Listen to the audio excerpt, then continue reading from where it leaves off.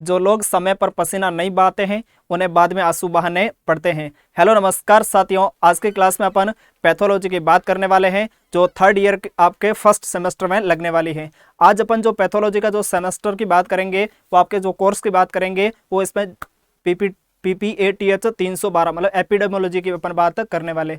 और एपिडेमोलॉजी में भी दोस्तों ऐसी बात करेंगे कि यहाँ से आपका एक क्वेश्चन पक्का आएगा। जो भी 15-20 मिनट का वीडियो होगा, एक क्वेश्चन आपका 100% इससे आएगा ही आएगा। और यो भी इसी एग्जाम में दोस्तों, जो आपके अभी एग्जाम होने वाले, इसी एग्जाम में 100% आएगा ही आएगा। तो दोस्तों आज अपन बात करेंगे अपने vertical resistance and horizontal resistance की बात करने वाले हैं। और इससे लगभग एक साल छोड़ के एक साल नहीं तो हर साल क्वेश्चन इससे आता ही आता है। अपन दो बातें समझेंगे, और इससे पहले यही समझेंगे कि वर्टिकल रेजिस्टेंस और हॉरिजॉन्टल टर्म, ये टर्म किसने दिया था। इसका भी जो आपके न्यू टाइप क्वेश्चन आते हैं उसमें भी पूछ लेते हैं। जो अपना आज टॉपिक होने वाला है वर्टिकल रेजिस्टेंस,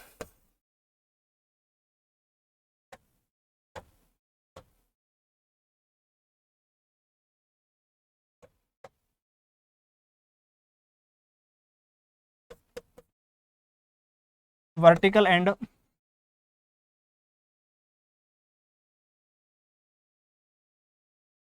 हॉरिजॉन्टल रेजिस्टेंस।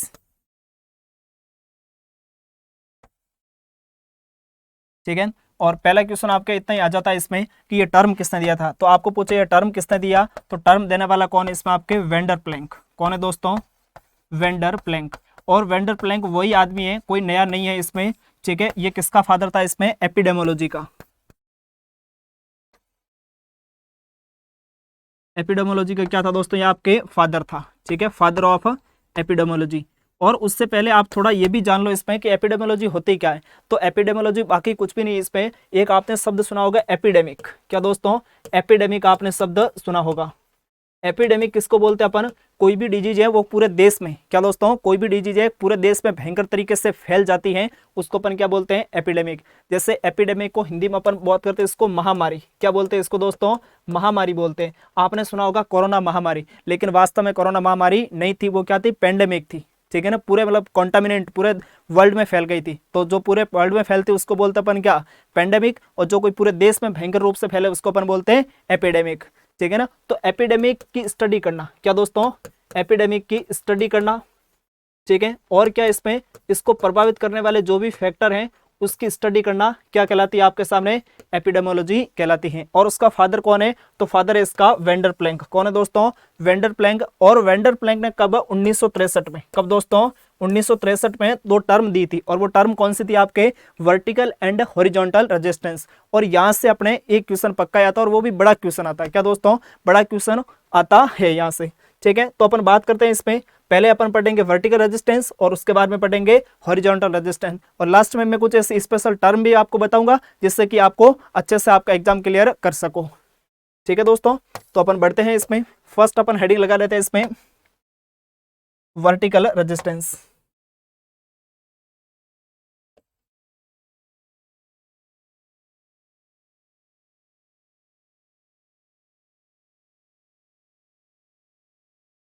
ठीक है, वर्टिकल रेजिस्टेंस। तो वर्टिकल रेजिस्टेंस में देखो दोस्तों, अगर यदि कोई डिजीज, यदि कोई डिजीज होती है, कोई एक डिजीज है, उस डिजीज में, जैसे कि ये आपके पास में प्लांट है।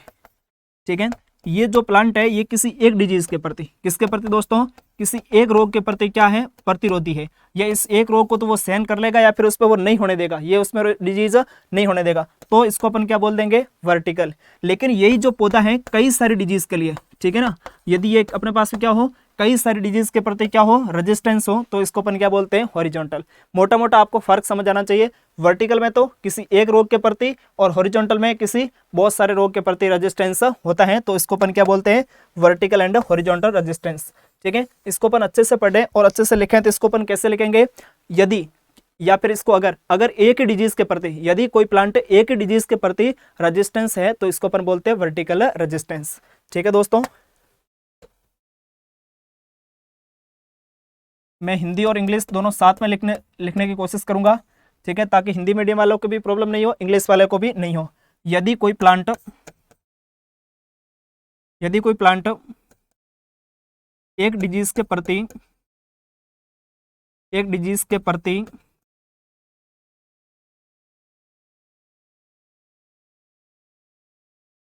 रेजिस्टेंस शो करता है तो रेजिस्टेंस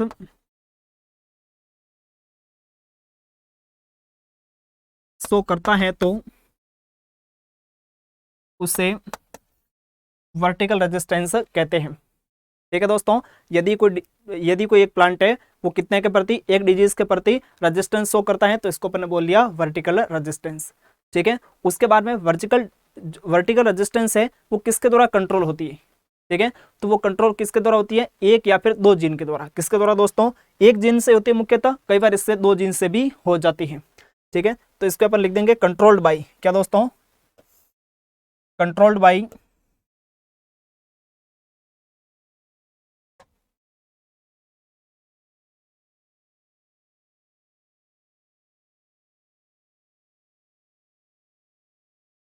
कंट्रोल्ड बाई वन या फिर क्या इसमें टू जीन। ठीक है, वन या फिर टू जीन मुख्यतः क्या होती है अपने एक जीन से कंट्रोल होती है, तो इसको अपन बोल दिया वर्टिकल। उसमें भी क्या, जो एक जीन से कंट्रोल होती है इसको अपन क्या बोलते हैं, मोनोजेनिक। तो अपन इस पे लिख देंगे VR इज ए मोनोजेनिक। ये कैसी होती है, मोनोजेनिक होती है। ठीक है, एक से कंट्रोल हो तो इसका स्पेशल ध्यान रखना, ये कैसी है, मोनोजेनिक है। और वो जो अपने पास आएगी हॉरिजॉन्टल वो कैसी होगी, आपके पॉलीजेनिक होगी। ठीक है, तो ये मोनोजेनिक होगी। इससे फील्ड इम्यूनिटी, क्या बोलते हैं इसको, फील्ड इम्यूनिटी भी कहते हैं इसको अपन। जो वर्टिकल रेजिस्टेंस है इसको अपन क्या बोलते हैं, फील्ड इम्यूनिटी। इसे फील्ड इम्यूनिटी भी कहते हैं।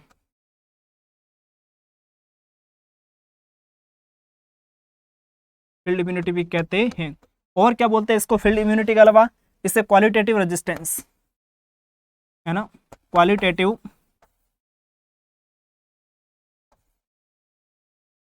रेजिस्टेंस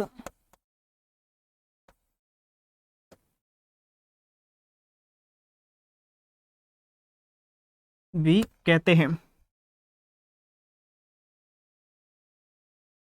रेजिस्टेंस भी कहते हैं। तो इसके दो तो अन्य नाम हो गए, क्वालिटेटिव हो गया, और क्या हो गया इसका दोस्तों आपके सामने फील्ड इम्यूनिटी भी इसका अन्य नाम हो गया। और ये कैसी थी, मोनोजेनिक होती है।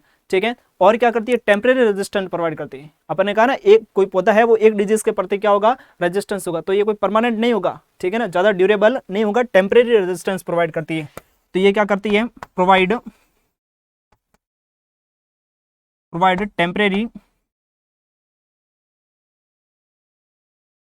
टेम्परेरी रेजिस्टेंस,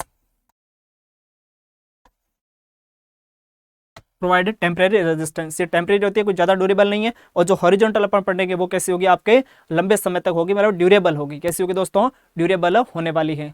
ठीक है, बट प्रोवाइड कंप्लीट रेजिस्टेंट या फिर कंप्लीट कंट्रोल। ऐसा नहीं जैसे कोई हरित बाली के प्रति कोई पौधा वो क्या रेजिस्टेंस है, तो उसको कम समय के लिए देगी, लेकिन देगी उसको परमानेंटली, उस रोग को खत्म ही कर देगी। तो अपन नीचे इस लाइन लिख देते हैं, बट प्रोवाइड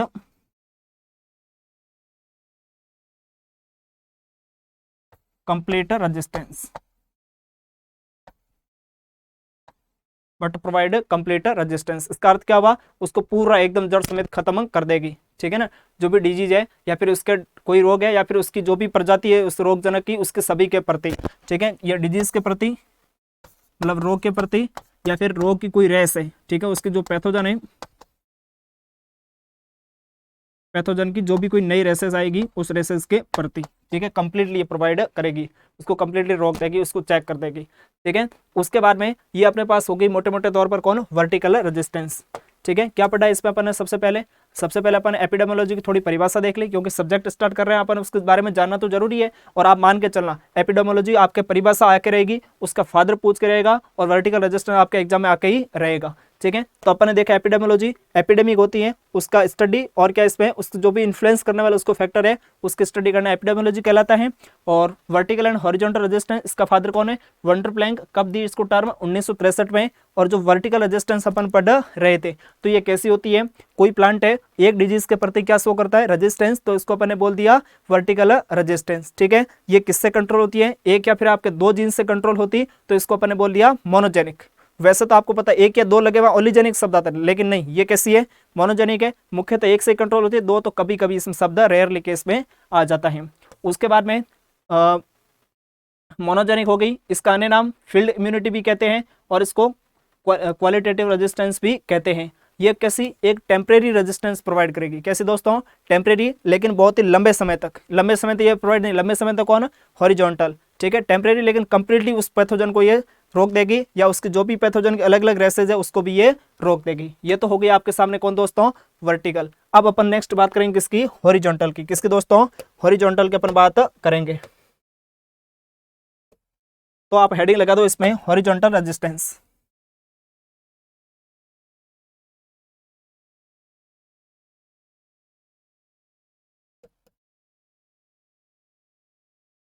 हॉरिजॉन्टल रेजिस्टेंस।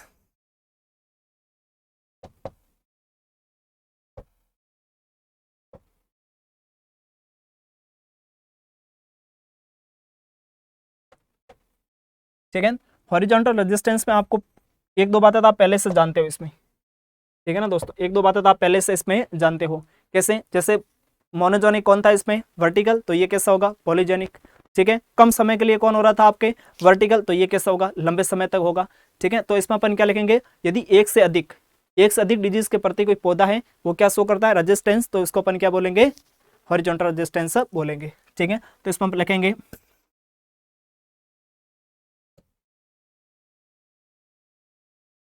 यदि कोई प्लांट, यदि कोई प्लांट एक से अधिक, एक से अधिक डिजीज के प्रति, एक से अधिक डिजीज के प्रति रेजिस्टेंस शो करता है, तो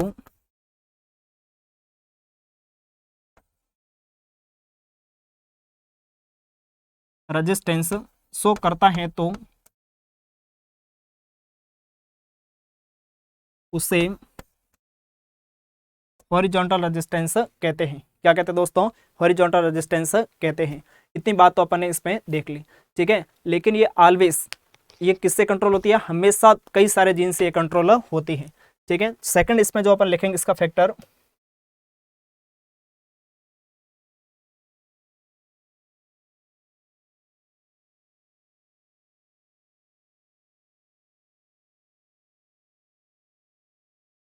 always controlled by, always controlled by many genes. ये किससे कंट्रोल होगी, कई सारे जीन से कंट्रोल होती है। और जो भी आपके कई सारे जीन से कंट्रोल होती हैं उसको आप क्या बोलते हो, पॉलीजेनिक। तो इसको अपन क्या बोलेंगे, पॉलीजेनिक। वो थी 1 या 2 से कंट्रोल हो रही थी, मुख्यतः एक, कभी 2 तो कभी कभी इसमें आता है, तो ये हो गया आपके पॉलीजेनिक। ठीक है, तो ये पॉलीजेनिक हो गई, और एक से अधिक डिजीज के प्रति रेजिस्टेंस शो करती है। और ये क्या करता है इसमें, उसको एपिडेमिक इसको रोकती है, वो भी है ना, वो भी एपिडेमिक को रोकती है, और ये भी क्या करती है इसमें, एपिडेमिक को रोकती है। हॉर्टिकल रेजिस्टेंस जो अपने रिड्यूस करती है किसका, रेट ऑफ स्प्रेड को। इसमें अपन लिख देते हैं जो पैथोजन होता है, पैथोजन होता है उसकी जो फैलने की जो क्षमता है, रेट ऑफ स्प्रेड, स्प्रेड उसको क्या करती है, रिड्यूस करता है। ठीक है, क्या करता है दोस्तों, रिड्यूस करता है। ठीक है, इसको रिड्यूस कर दिया, और उसके बारे में उसको तो अपन ने बोला था क्वालिटेटिव रेजिस्टेंस, तो इसका अन्य नाम क्या हो जाएगा, क्वांटिटेटिव। ठीक है ना, उसका तो क्वालिटेटिव, इसका क्वांटिटेटिव। इससे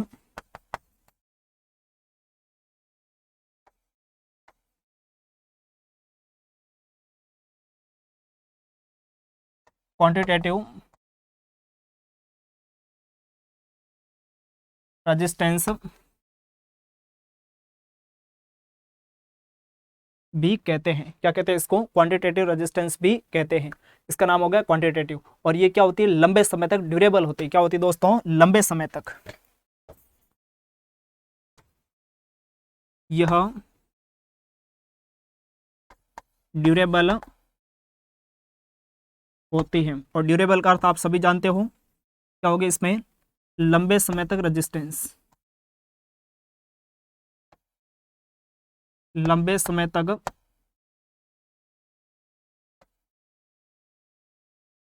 रेजिस्टेंस प्रोवाइड करेगी पौधे को। ठीक है, तो ये हो गया आपके हॉरिजॉन्टल, और ऊपर पहले उससे हो गई थी आपके vertical.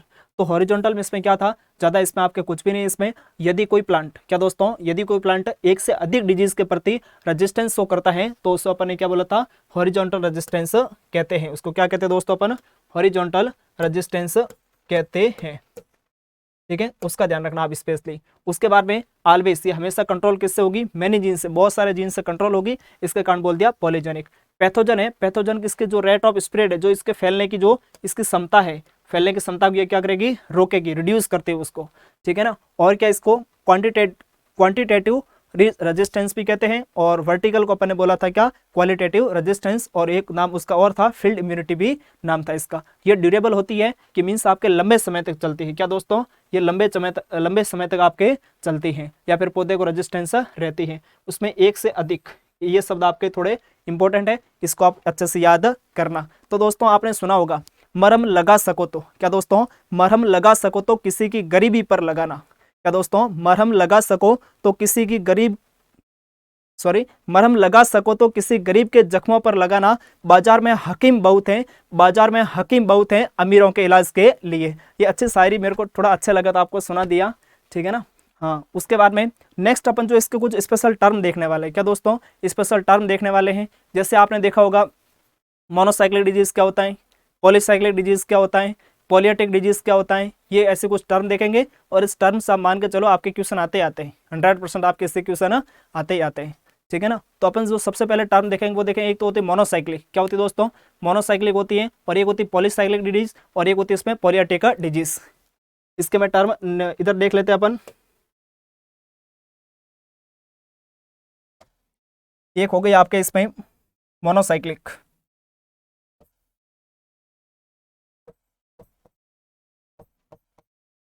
Monocyclic disease.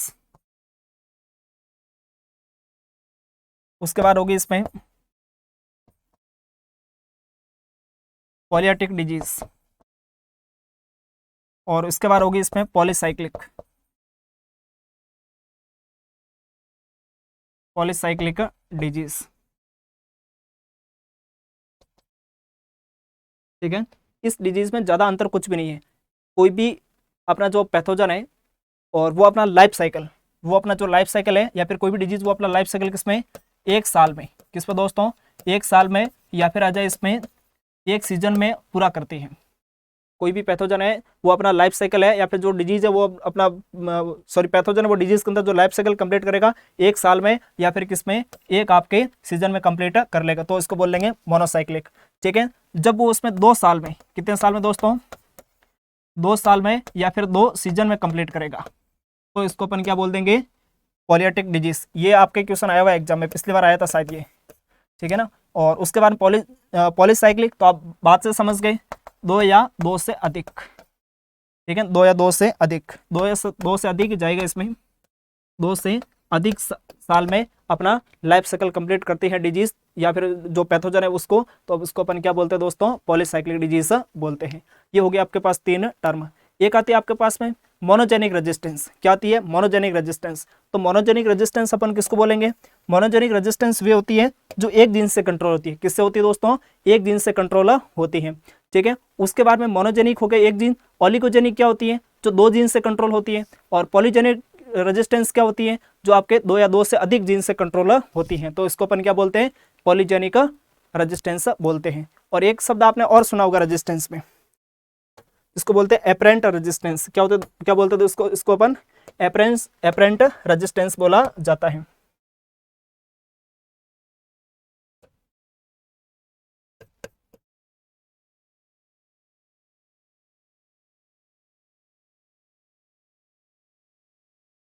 Apparent resistance, ये भी टर्म नई है, लेकिन नई तो क्या है, क्वेश्चन इसके भी काफी सारे आए हुए हैं। तो इसमें अपन क्या देखेंगे, एपरेंट, इसको हिंदी में अपन कैसे लिखेंगे, एपरेंट। एपरेंट ए लग गया, मतलब इसमें पेरेंट, और इसका आगे क्या लगा, ए, मतलब पेरेंट के कारण नहीं होती है। तो ये जो रेजिस्टेंस है किसी पेरेंटल, क्या दोस्तों, किसी पेरेंटल फैक्टर पेरेंटल फैक्टर के कारण नहीं होता है, ये किसी पेरेंटल फैक्टर के कारण नहीं होता है, तो फिर क्या होता है, ये इसमें उसकी जो पौधा है, जो अपने पास में प्लांट है, प्लांट के या फिर पौधे के कैरेक्टर, पौधे के कैरेक्टर के हिसाब से ये रेजिस्टेंस पौधे में आती है। कैसे, जैसे आप देखो, एक होता है आपके पास में डिजीज अवॉइड करना, एक तो डिजीज क्या करते थे, उसको अवॉइड कर देते, क्या करते दोस्तों, अवॉइड। एक में तो एस्केप कर दिया और एक में टॉलरेंस। एक हो गया आपके पास में डिजीज एस्केप और एक हो गया इसमें डिजीज टॉलरेंस।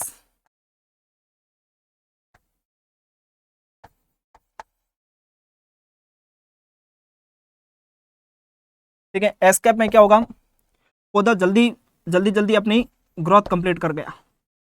जैसे डिजीज आने वाली थी कब आपके दिसंबर में, डिजीज आने वाली थी आपके दिसंबर में, कब आने वाली थी दोस्तों, दिसंबर में, और पौधा उससे पहले ही जैसे मान लो नवंबर में, ये तो अपन एक एग्जांपल लिया, नवंबर में अपनी ग्रोथ कंप्लीट कर गया। ठीक है, ग्रोथ कंप्लीट कर गया, उस पर दाने आ गए तो उससे ज़्यादा कोई नुकसान नहीं होगा। डिजीज टॉलरेंस, इसमें क्या होगा, डिजीज टॉलरेंस में पौधा जो भी रोग आएगा, जो भी इसमें पौधे को क्या आएगी, जो भी इसमें रोग आएगा उसको सहन कर लेगा। क्या कर लेगा दोस्तों, उसको सहन कर लेगा और उससे कोई ज़्यादा प्रभाव नहीं पड़ेगा। ठीक है ना, तो ये हो गया अपने पास किसके, एपेरेंटल रेजिस्टेंस, किसी कोई पेरेंटल फैक्टर के कारण नहीं होती है, प्लांट के कैरेक्टर के हिसाब से ये आती है। ठीक है, इसमें दो बातें आती है, एक तो डिजीज को एस्केप ही कर दिया, मतलब उसके डिजीज आने से पहले ही पौधा अपना जो क्रिटिकल पीरियड था या फिर अपनी ग्रोथ को कंप्लीट कर लिया, और डिजीज टॉलरेंस, रोग हो भी गया तो भी कोई ज़्यादा फर्क नहीं पड़ेगा। ठीक है, उसके बाद दो शब्द आपने जरूर सुने होंगे, ये अलग टर्म है, एपेरेंट रेजिस्टेंस अपने यहाँ कंप्लीट होती है। दो शब्द आपने जरूर सुने होंगे, एक तो होता है इरेडिकेशन, ये आपके जो छोटे छोटे क्वेश्चन आते हैं ना वहाँ जरूर आएंगे। एक होता है आपके पास में इरेडिकेशन, ठीक है, और एक होता है आपके पास में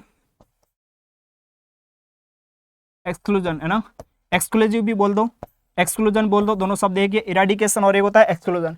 इरेडिकेशन का अर्थ क्या हुआ, जो भी अपने पास में पैथोजन है, क्या दोस्तों, जो भी अपने पैथोजन है उसको क्या करना, खत्म करना। और कैसे खत्म करना, उसको सोर्स के समेत ही, मान लो कोई पैथोजन था उसको खत्म करना, सोर्स के समेत ही उसको खत्म कर देना, पूरी अच्छे तरीके से उसके नामो निशानी नहीं छोड़ना, जड़ समेत खत्म कर देना।